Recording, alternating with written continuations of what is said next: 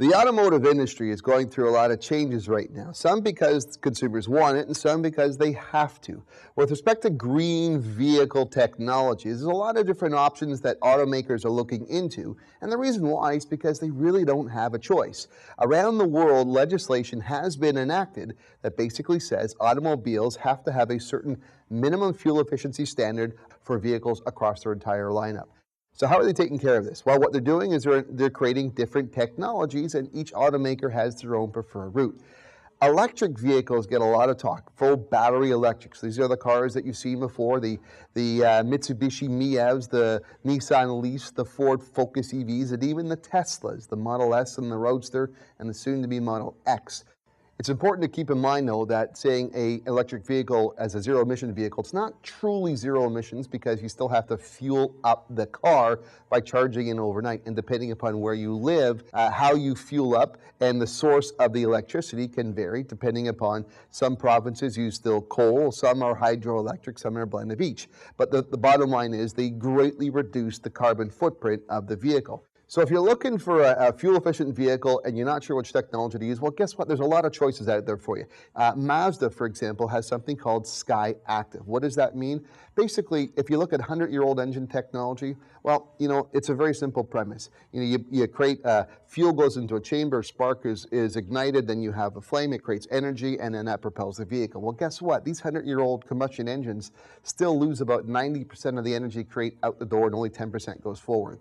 Companies know they can do better than that. And Sky Active technology with Mazda said, you know what? It's not one technology, but a combination of things. Can we make the gear ratios more efficient? Can we make a vehicle lighter? Can we do a whole bunch of things together that save on fuel economy? And Sky Active shows typically about a 25 to 30% fuel savings. Hybrid vehicles have been in North America since about 2000, with the Toyota Prius being the first one sold in Canada. They've actually sold some 770,000 Priuses in Canada and 5 million Toyotas sold around the world. It's in fact the world's third top-selling car, which is really a good thing for consumers overall.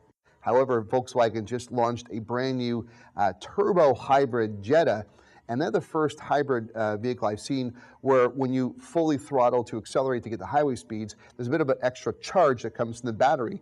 And therefore, the end result is that's the first hybrid vehicle I've seen where the fuel efficiency rating on highway is actually lower than it is in the city. We have to give more thought and more consideration to diesel fuel as well. You see, diesel engines have had a bad rap for years, but that's because they were dirty, lots of sulfur and noisy and ugly. But diesel has made huge advancements, both in the engines themselves and in the fuel. Low sulfur diesel fuel is the norm now, and in fact, they're so clean you could put a cheesecloth at the end of a tailpipe and still watch it come out absolutely clean. The beauty of diesel fuel is there's about 30% more energy in diesel fuel than regular fuel, and that savings comes down in terms of the fuel economy you get. You don't need as powerful an engine because the one thing about diesel too is you still get full torque. You get a higher torque but lower horsepower, and you still get great fuel savings overall.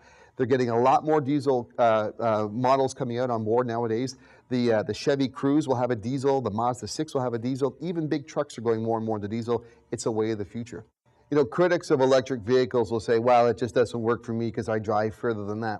There is no one car for everybody. We have to remember that. If there was one car for everybody, we'd have one car in every dealership and every lot. And they're certainly working on improving that technology. Lithium-ion batteries are the main battery used, and we don't even know a lot of the chemical properties of how much we can actually put into that charge. And just as we saw computers evolve in memory and capacity and speed year after year, we're going to see that with electric vehicles as well. But studies have shown electric vehicles in urban applications, it's a commuter car, about 80% of commuters in North America have a commuting distance that is less than the range that you could put into an electric vehicle for your overall driving range. So there's a lot of different ways. We won't even get into the fuel cells because that's still not quite mainstream yet, and other technologies out there. Take the time, do your research, find out which is the best application for you, and then make that choice. One size doesn't fit all, so if you want to see how they're rated, you can check out something we just created. Myself and Peter Gorey of the Toronto Star just were the co-creators and originators of the Canadian Green Car of the Year Award, which is a co-joint project of the Green Living Show and the Automotive Journalists Association of Canada. The Ford Fusion Hybrid was the first winner, and in 2014, we've got an exciting lineup of more opportunities there to go. So lots of choices for you. Feel green, feel inspired, and make the right choice. For Sustainable Living Magazine, I'm Eric Novak.